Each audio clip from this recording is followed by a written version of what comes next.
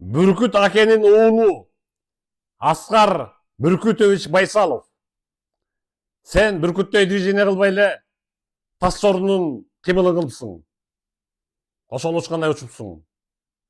Айтмакчым, сен Бишкектеги сумдагы максат деген баладан абдан көп суммадагы акчаларды алып туруп, көптөн бербей, тиякта биякта деп шылтоолоп качып жүрсүң.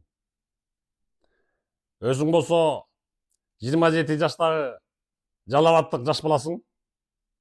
Мына мен сүйлөп турдум замат фотографиясы чыгат, көрүп койгула.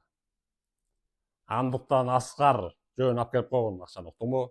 Күтүп алат деген максат сенин деген сумда. Уят. Өзүң 27 жаштагы жаш бала экенсиң, анан мына көрүп койгула фотографиясын.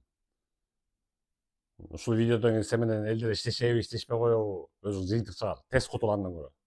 Тез кутулсаң бул видеодо тез өчөт, уктуңбу? Мына көрүп койгула.